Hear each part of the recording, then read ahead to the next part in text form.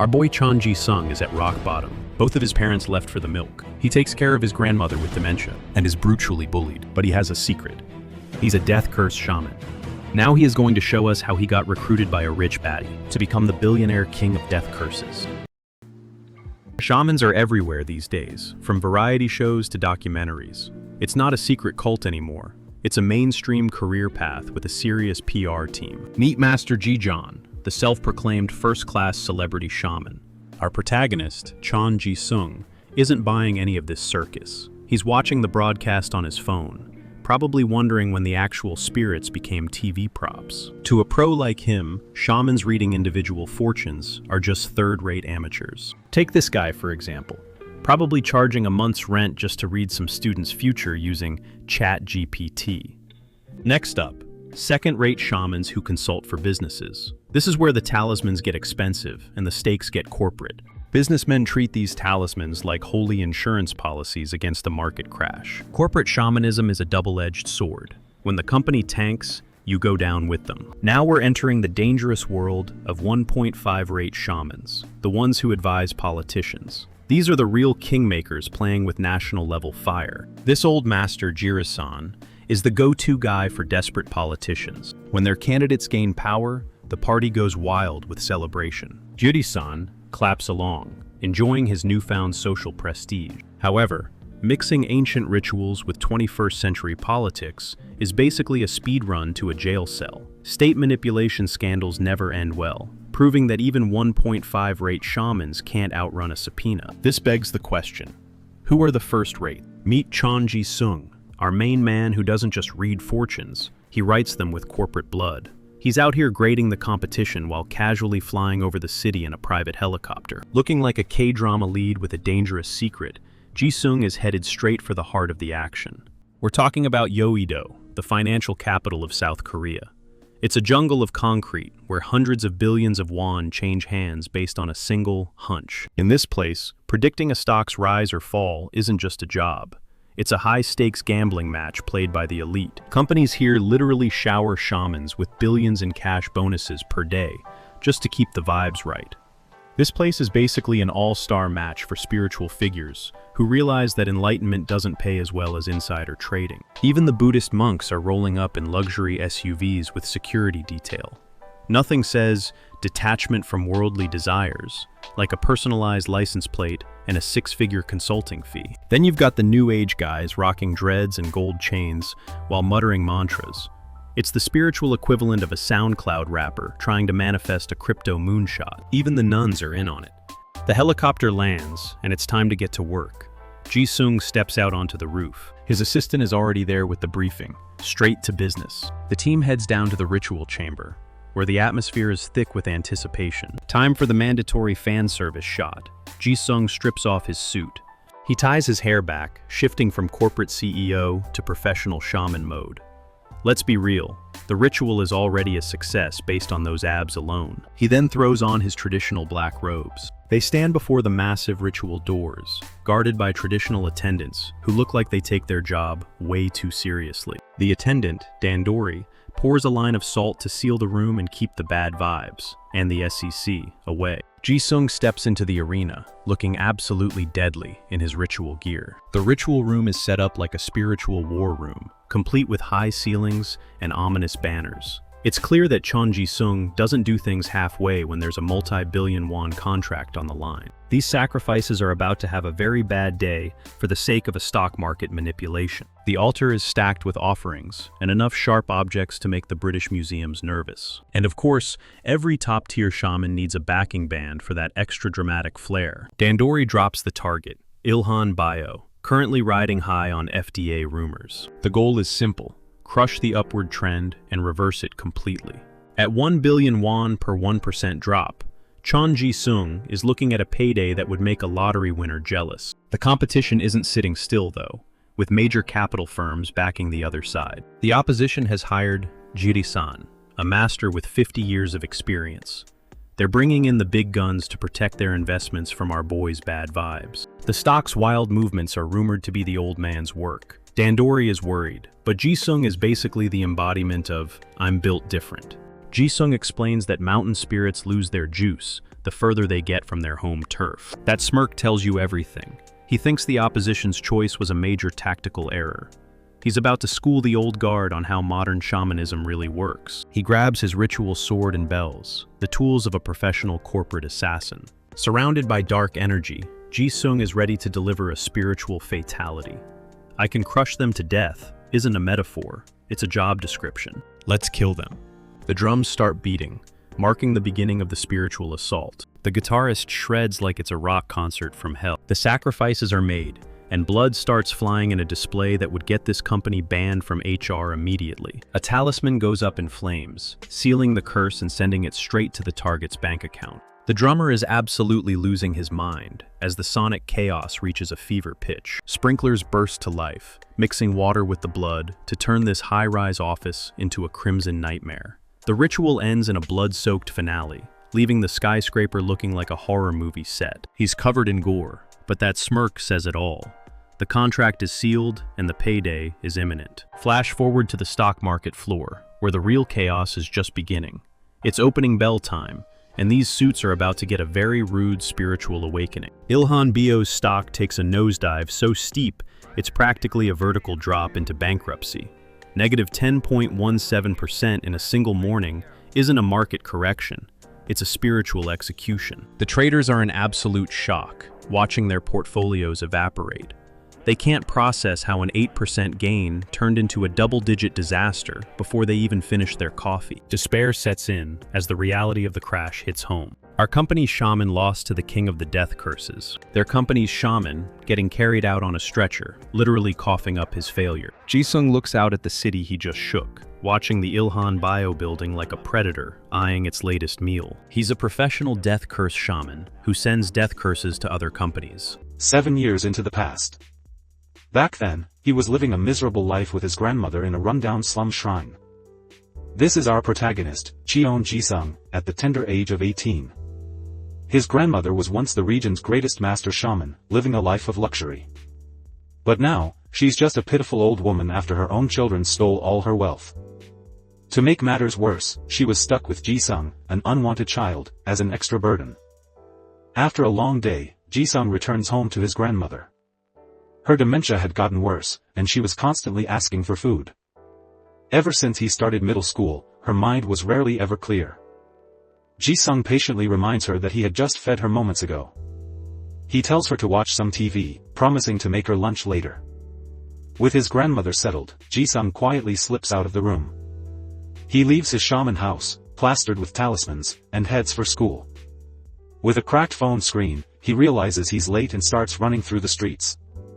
But as he walked the school halls, he had a feeling his string of bad luck was far from over. And he was right. He has no money, no parents, no bitches, and lives in a shaman's house. It's a recipe for disaster.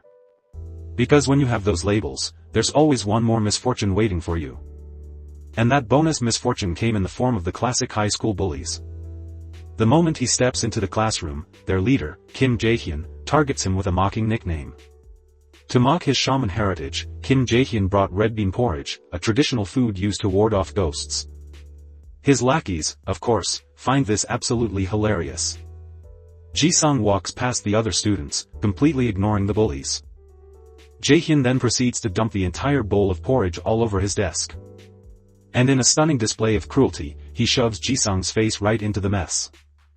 As Ji-sung struggles, Jae-hyun holds him down, asking who gave him permission to clean up. He taunts him for ignoring his goodwill, continuing to call him ghost eyes. The bullies just want a reaction, egging him on to cry for their amusement. After getting up, Ji-sung leaves without a word, making the bullies wonder if he's going to snitch. One of them nervously jokes about whether Ji-sung will cast a death curse, like in the movies. Kim Jae-hyun just scoffs at the ridiculous idea. This pose looks a little familiar. Anyways. He arrogantly boasts that his dad's a pastor, making him immune to any curses. But as Ji-sung stands in the hall, his eyes glow with a terrifying, vengeful red light. Usually, when a story starts with this level of school violence, you expect a certain outcome.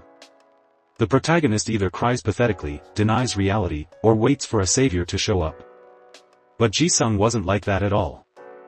He had his own last resort, declaring internally that they had just crossed the line. Instead of going home, Ji-sung heads straight for the city library. He sits down at a computer, not to study, but to begin his revenge.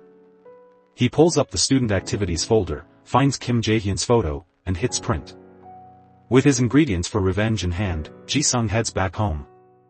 But as he arrives, he notices a fancy Rolls-Royce parked right outside his rundown house.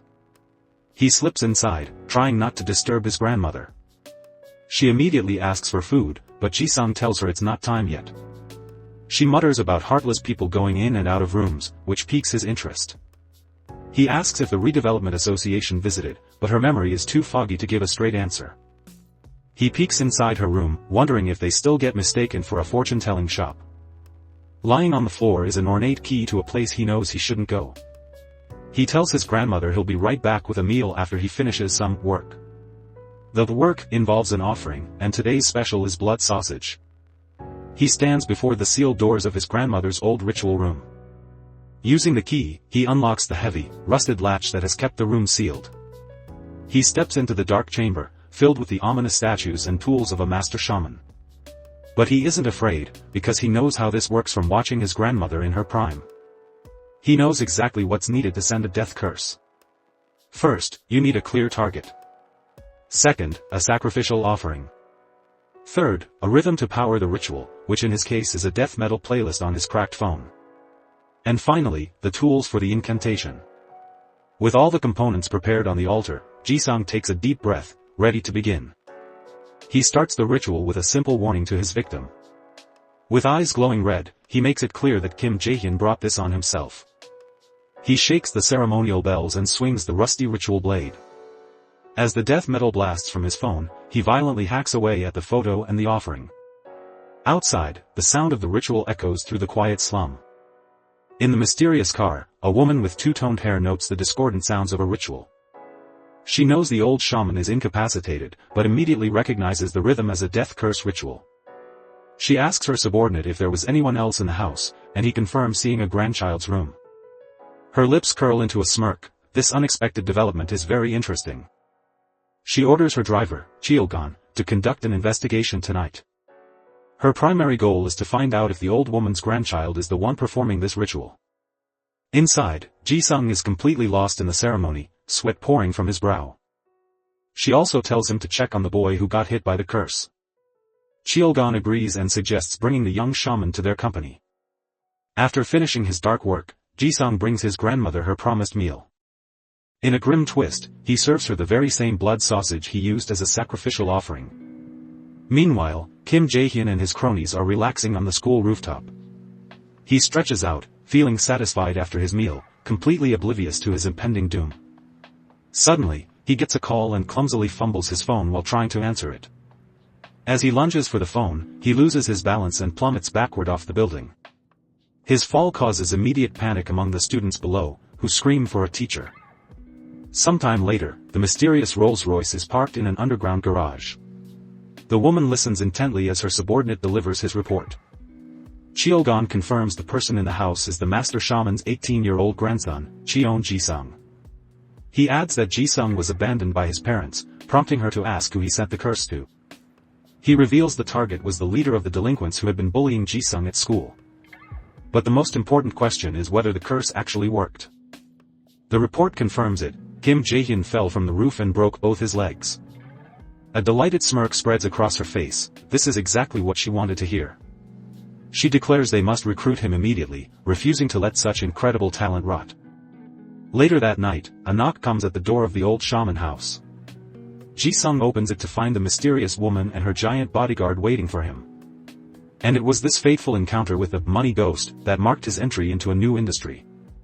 A mysterious woman arrives and immediately asks about a shaman named Ji-sung. She considers him the best shaman she has scouted in the entire Uedo area. An off-screen voice asks what he was like when she first saw him. She answers cryptically, describing him as the last flower bud from an old tree. In other words, a bud about to burst with untapped potential. The scout and her massive bodyguard, Cheolgon, had finally found their target, Ji-sung. Ji-sung is completely weirded out, wondering why they're just standing there observing him. He tries to turn them away, explaining that his grandmother's health is too poor for them to do any fortune-telling. But the scout cuts him off, making it clear they came specifically to see him. Ji-sung is left speechless and confused as to why they would possibly want him. Things get even stranger when Cheolgon asks about the current minimum wage, which the scout answers precisely. She then starts complaining about the random 31 added to the wage, for some reason. She pulls out a huge wad of cash but then complains about not having any small bills. She then asks Cheolgon if he can break a 1 million won check with a 50,000 won bill. Of course he can't, so she just decides to deduct the rest from his salary. Ji-sung just has to stand there and watch these rich people flaunt their money in front of his house. Fed up with the nonsense, he decides to just go back inside. But the scout grabs him, offering him a job at 20 times the minimum wage. Her request is simple, she wants to buy just 1 hour of his time, an offer with an unspoken threat. While Ji-sung processes this, the scout casually remarks on how a certain bastard's legs got messed up, clearly implying she knows about his past deeds. Ji-sung immediately starts to panic, trying to deny everything. He tries to bluff his way out, asking if she has any actual evidence that he was responsible. After all, it's not like they could prove in court whether he did a death curse or just some random ritual. His fear turns to anger as he assumes the bully's parents sent them, screaming that they have no idea what he went through. The Golden Cross Scout is completely unfazed, asking him what he's babbling about by himself. Her cold dismissal is enough to snap Ji-sung out of his tirade. She gets close and tells him she couldn't care less why he broke some kid's legs. Ji-sung is stunned into silence, completely lost as to what she actually wants from him. With a smirk, she prepares to lay out her real offer. She doesn't want his excuses or his backstory, she wants his talent. Specifically, she wants the ability that can snap someone's legs with a half-baked ritual, making Ji-sung realize this is about commissioning curses. She tells him to imagine what he could do with his talent if they gave him a proper stage to perform on. Ji-sung hesitates, his mind flashing to the image of his sickly grandmother. He tries to refuse, stating that he won't do that kind of work.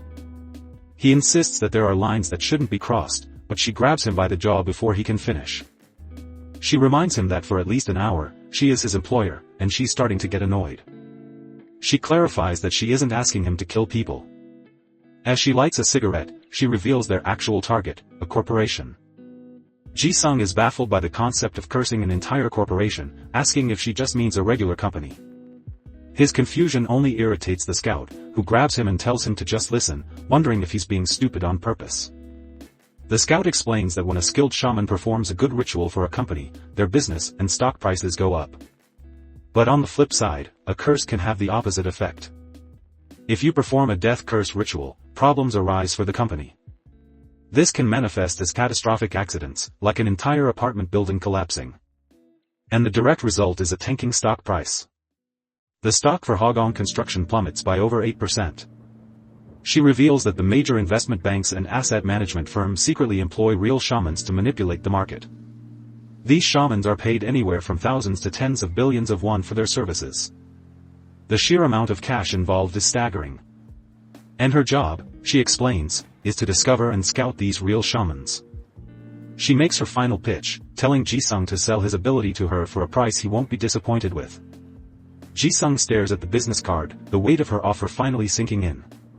He realizes that while a normal person would be suspicious, his life of poverty meant he had different priorities. His mind was completely fixated on the insane amounts of money she mentioned. He reasons that even if he only made the average income for that job, it would be a fortune. With that money, he could finally put his grandmother in a good nursing home. He flashes back to the grim reality of having to bathe his elderly, ailing grandmother himself. He could also finally leave the slum-like neighborhood that was scheduled to be demolished at any moment. For the first time, he could live without worrying about money, just like other kids his age. But his thoughts quickly escalate beyond just wanting a normal life. He could live lavishly and show off.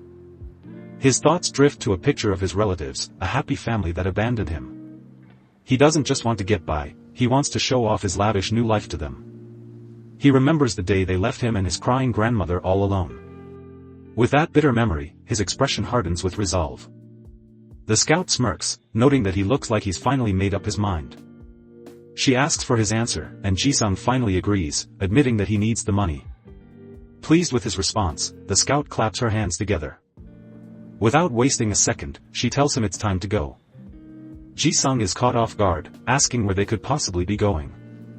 She explains that she can't just give him a high-paying job without first verifying his abilities. She calls out to Cheolgon, telling him to start the engine. She then makes him an offer he can't refuse, 50 times the hourly wage, paid up front. She puts a number on it, 3 million won for just 6 hours of his time if he follows her. But Ji-sung's brain gets stuck on the hourly rate, confusing the scout with his random mumbling. The kid is actually calculating the exact amount, showing an obsessive attention to detail. The scout finds his strange personality quirk amusing, calling him interesting.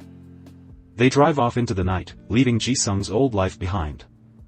Once in the car, the scout gets straight to business, telling him she needs to understand his ritual style for the test. She tells him to answer carefully as she prepares to take notes. His test is officially beginning. She starts with the fundamentals, asking what he used for the core components of his curse, offerings, rhythm, and incantations. Ji-sung awkwardly confesses that for the offering, he just used blood sausage. The scout can hardly believe what she's hearing, blood sausage. He continues his embarrassing confession, the rhythm was just a random death metal song from YouTube, and the incantations were just old ones he remembered from his grandmother. She's in disbelief that he managed to break someone's legs with such crude, improvised methods. The terrifying realization hits her, with his raw talent, if just one of those elements had been professionally prepared, he would have killed his target. The scout realizes she's found a true gem, while Ji-sung worries he's failed for being too amateur. Wasting no time, she orders Cheolgon to connect her to the ritual preparation team.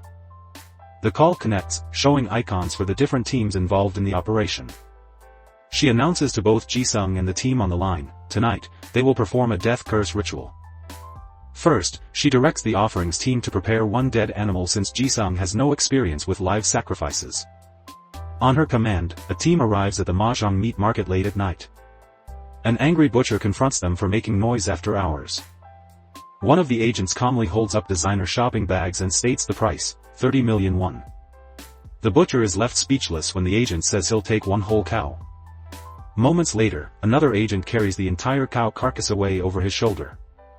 After getting confirmation that the offering is secured, she moves on to the rhythm team, ordering them to scout a death metal band. Another agent approaches a female musician at a club, holding out a can of coffee. She offers them a stack of cash for a private performance.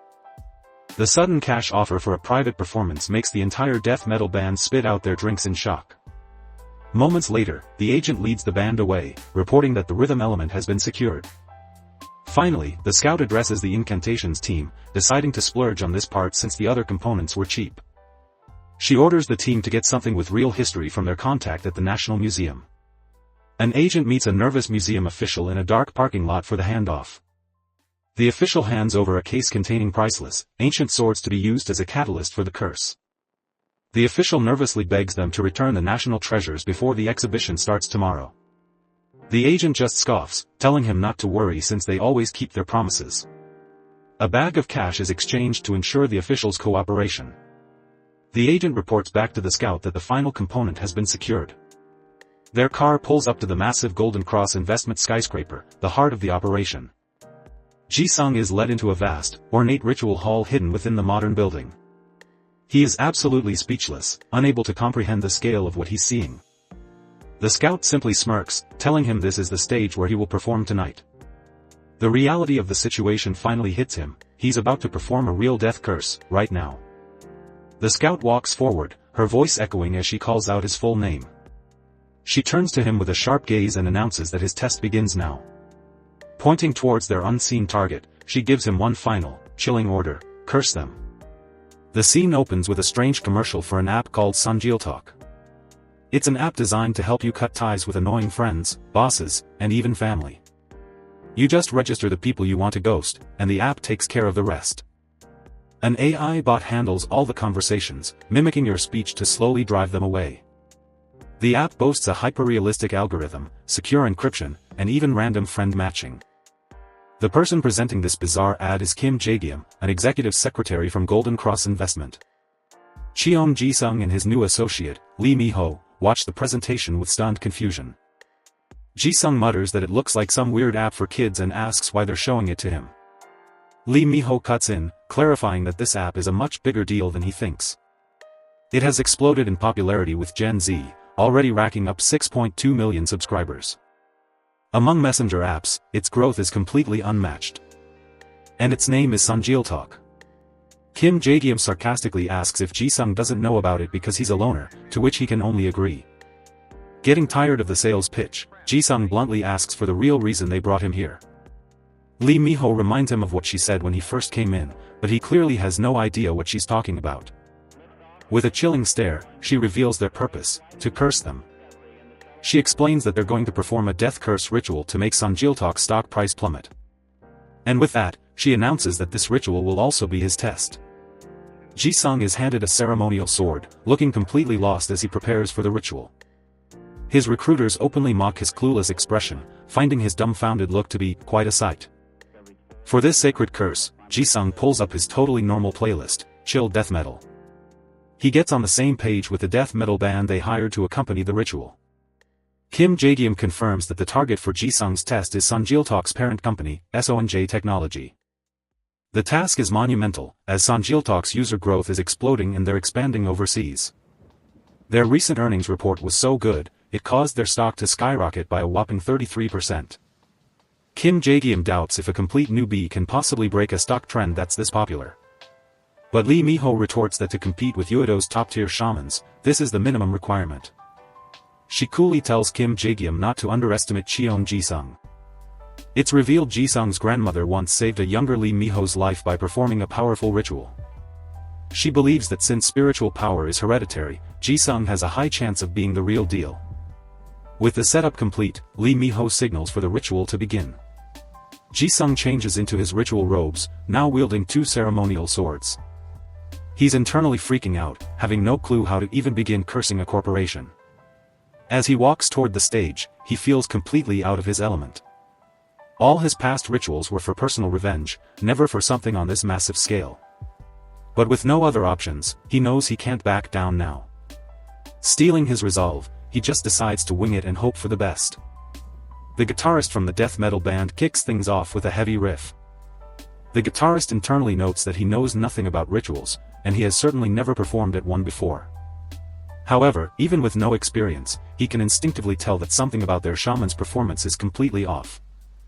The band realizes the kid doing the ritual isn't catching the rhythm at all.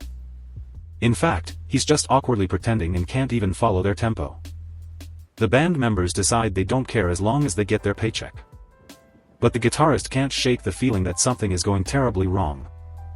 Meanwhile, Lee Mi-ho asks her bodyguard, Cheolgon, if he's felt any chilling sensations. Cheolgon simply shakes his head, confirming that nothing supernatural is happening. Kim Jae-gyum asks if the indoor temperature has changed even slightly. The smart display confirms it, the room is still a comfortable 21 degrees Celsius. Just as Kim Jae-gyum declares the test a failure, Lee Mi-ho decides to take matters into her own hands. With a cold smile, she suddenly approaches the stage, much to Ji-sung's confusion. Then, without any warning, she slaps him hard across the face. Ji-sung is completely stunned, stammering, "What the hell is this?" Lee Mi-ho coldly repeats his own words back to him. She furiously asks if this 3 million won talent show is the best he can do.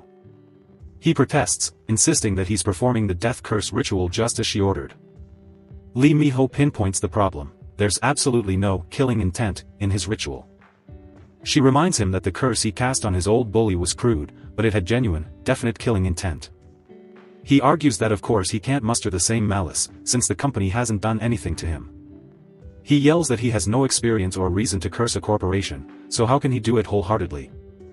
Interrupting his frantic explanation, she quietly and menacingly tells him, "You can." She tells him to think of it as gathering all the negative energy inside him into one point and releasing it. Ji-sung has no idea what she means by negative energy. She begins her psychological assault, bringing up his resentment toward the parents who abandoned him. She mentions the deep feeling of neglect he experienced as a child who should have been cared for. Then, she twists the knife by reminding him of his helplessness while his only family, his grandmother, was dying. She brings up the crushing anxiety from being constantly buried under a mountain of debt. The alienation he felt from his peers because of his traumatic background. And finally, the pure hatred from the long-term school violence he suffered at the hands of Kim Jae-hyun and his gang.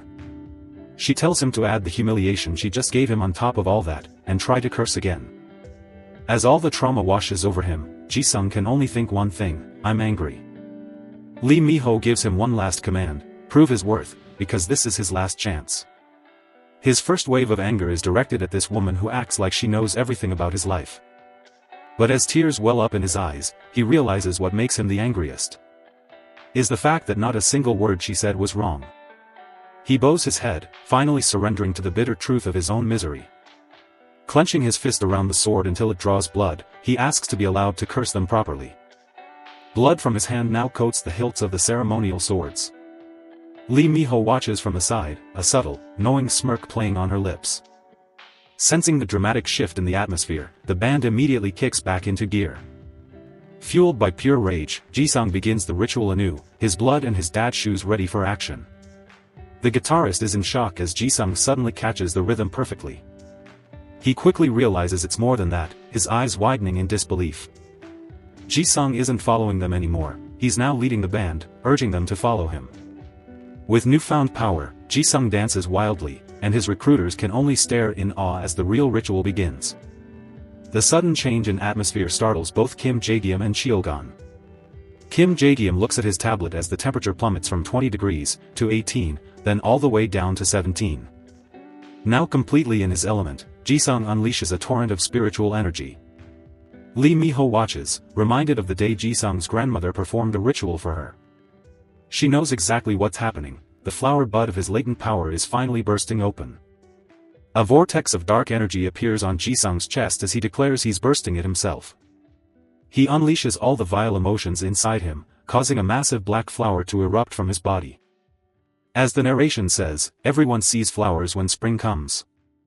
But no one can easily see the violent moment a flower bud bursts open. If you saw a flower bud that you reached out and touched burst open, you would shed tears, just as Lee Mi-ho does while holding one of the dark petals. Looking at the boy now embodying all that pain and power, she declares that this child will become Uedo's worst shaman.